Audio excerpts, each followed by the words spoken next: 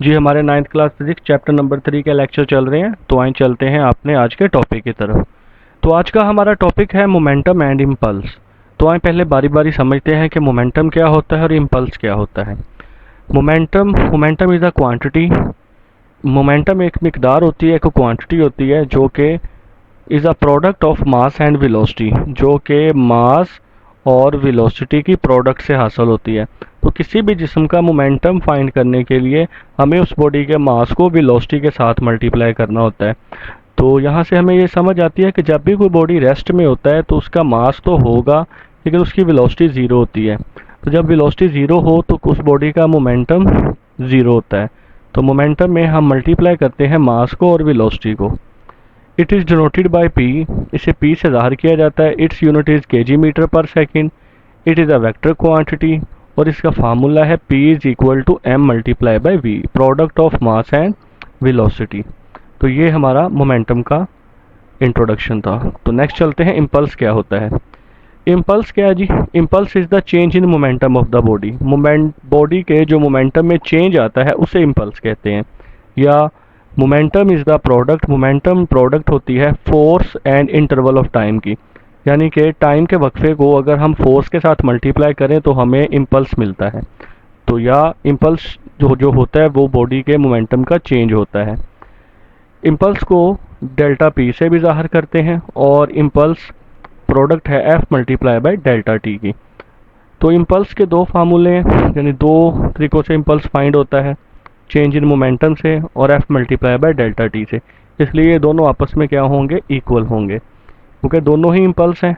तो impulse F multiply by delta T is equal to delta P, ये impulse आपस में दोनों बराबर होते हैं।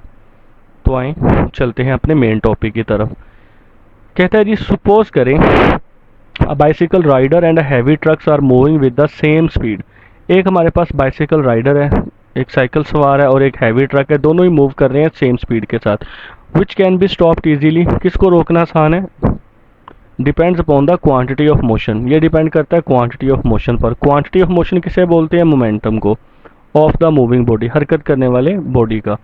It is our common observation, ये हमारे आम मुशाहिदे की बात है, जो quantity of motion in a moving body, जो क्वांटिटी ऑफ मोशन होती है या मोमेंटम होता है किसी भी बॉडी का हरकत करते हुए, वो डिपेंड करता है उसके मास पर और उसकी वेलोसिटी पर। तो हम जानते हैं ट्रक जिसका मास बहुत ज़्यादा होता है उसको रोकना मुश्किल है और उसको हरकत में लाना भी मुश्किल है। बाइसिकल राइडर, उसका मास कम है, ट्रक के मुकाबले में उसको हरकत में लाना भी आसान है और रोकना भी आसान है। Greater is the mass, greater will be the quantity of motion. कहता है जी मास अगर ज़्यादा होगा तो क्वांटिटी ऑफ मोशन भी ज़्यादा होगी, यानी कि मोमेंटम ज़्यादा होगा। Similarly greater is the velocity, अगर किसी बॉडी की वेलोसिटी ज़्यादा है तो उसकी क्वांटिटी ऑफ मोशन भी ज़्यादा होगी, यानी कि मोमेंटम भी ज़्यादा होगा। इसी क्वांटिटी ऑफ मोशन को, this quantity of motion is denoted by P, इसे पी से ज़ाहिर किया जाता है और ये इसकी डिफाइन क्या है? Momentum is the product of mass and velocity. ये हमने मोमेंटम के इंट्रोडक्शन में पढ़ लिया है। तो मोमेंटम का क्या फार्मूला हुआ? M multiply by V. Velocity की तरह मोमेंटम भी एक वेक्टर क्वांटिटी और इसका यूनिट केजी मीटर पर सेकंड है या न्यूटन सेकंड है। When a ball is hit by a bat, जब आप बैट से किसी बॉल को हिट लगाते हैं, the force is exerted on a ball, ball के ऊपर फोर्स लगती है for a very short interval of time, बहुत ही वक्त के छोटे वक्फे के लिए। वक्फे में देखें, आप जब क्रिकेट खेल रहे हो, आप बैट से बॉल को हिट लगाते हैं तो आप ज़्यादा फोर्स लगाते हैं। अब बैट और बॉल का जो कॉन्टैक्ट है वो बहुत ही छोटे टाइम के लिए होता है, बहुत very short interval of time, वक्त के बड़े ही छोटे वक्फे के लिए। जब आप फुटबॉल खेलते हैं तो आप किक लगाते हैं, तो वहाँ पर भी आपका पाँव का और फुटबॉल का जो कॉन्टैक्ट टाइम है वो बहुत ही थोड़ा है। आप दीवार की तरफ गेंद को फेंकते हैं तो गेंद जब दीवार के साथ टकराएगी तो गेंद और दीवार का जो कॉन्टैक्ट टाइम है वो बहुत ही थोड़ा है। तो यहाँ इन केसेस में क्या होता है? इन सच केसेस, ये जो तीनों मैंने केसेस बयान किए हैं, it is very difficult to calculate the exact magnitude of force. In cases में फोर्स को फाइंड करना बड़ा ही मुश्किल हो जाता है।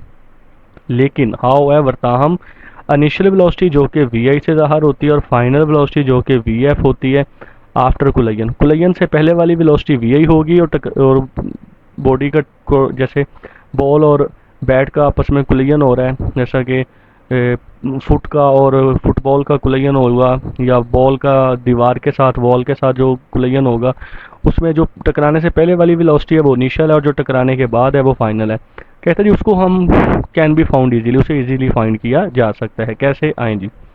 ड्यूरिंग अ टाइम इंटरवल डेटा टी, आपके पास एक इंटरवल है डेटा टी, उसमें जो एवरेज एक्सेलरेशन होगी वो कैसे फाइंड होगी? हम पीछे पढ़ के आए हुए हैं कि acceleration is equal to rate of change of velocity.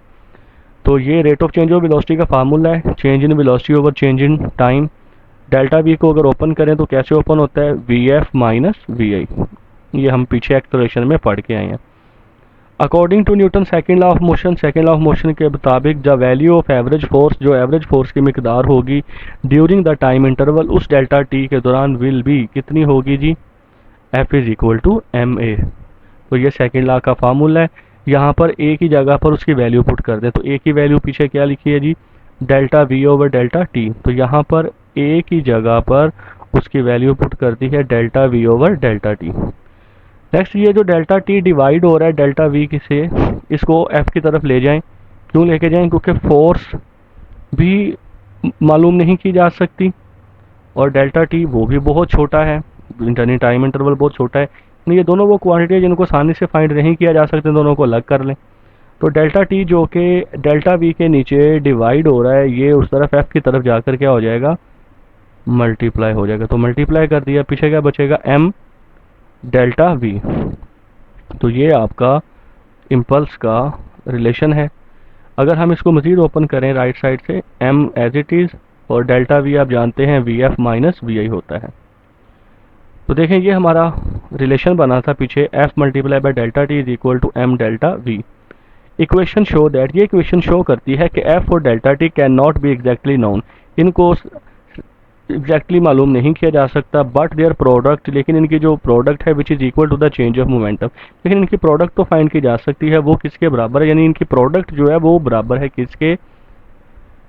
Change of momentum के। यानी कि ये चेंज ऑफ मोमेंटम है जो कि है M V F minus M V I, can be calculated, लेकिन इनकी प्रोडक्ट जो कि इक्वल है चेंज इन मोमेंटम के, उसे मालूम किया जा सकता है।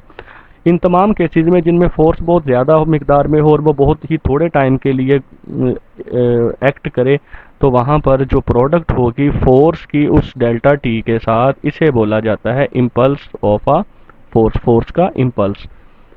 तो क्या डिफाइन बनती है जी? When a large force F act on a body, जब एक लार्ज फोर एफ एक्ट करती है एक बॉडी के ऊपर for a short interval of time, वक़्त के बड़े ही छोटे वक्फे के लिए, तो जो इम्पल्स होती है फोर्स की उसकी डिफाइन ऐसे की जाती है कि वो इक्वल होती है total change of momentum of object, कि ऑब्जेक्ट के मोमेंटम में जो टोटल चेंज आता है उसके बराबर होती है फोर्स की इम्पल्स।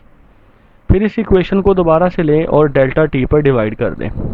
इस इक्वेशन को F multiply by delta T is equal to M delta V. आप डेल्टा टी पर जब डिवाइड करेंगे तो यहाँ से डेल्टा टी से कैंसिल हो जाएगा और m और v मल्टीप्लाई होकर डेल्टा p हो जाएंगे, क्योंकि हम पीछे पढ़ के हैं मोमेंटम का formula mass multiply by velocity. तो m v के साथ मल्टीप्लाई होकर p हो गया, डेल्टा साथ एज इट इज़ आ गया और डेल्टा t भी एज इट इज़ आ गया। और delta p over delta t ये हो गया rate of change of momentum, और rate of change of momentum किसके इक्वल होता है? फोर्स के। यानी कि जब आप किसी भी बॉडी पर फोर्स लगाते हैं तो वो उसके rate of change of momentum के ही इक्वल होता है। तो यहाँ से इक्वेशन सजेस्ट दैट हमें ये सजेस्ट करती है कि जो Newton second law of motion है इन टर्म्स ऑफ मोमेंटम, यानी Newton second law of motion को अगर हम मोमेंटम के लिहाज से बयान करें तो यहाँ से ये रिजल्ट निकलता है जो rate of change of momentum है ऑफ अ बॉडी का, वो इक्वल होता है उस फोर्स के ऊपर, equal to the force acting on the body. यानी कि आप जब भी किसी जिस्म पर जो फोर्स लगाते हैं वो उसके rate of change of momentum की इक्वल होती है, या ये कह लें कि जो किसी भी बॉडी के मोमेंटम में जो चेंजिंग आती है टाइम के लिहाज से, किसी भी टाइम के इंटरवल में, वो इक्वल होती है उस पर लगाई जाने वाली फोर्स के। तो force is equal to the rate of change of momentum. The direction of change in momentum, जो मोमेंटम की डायरेक्शन है चेंज होने की, is that of the force, उसी तरफ होगी जिस तरफ फोर्स लगाई जा रही है। यानी मोमेंटम की डायरेक्शन चेंज होने की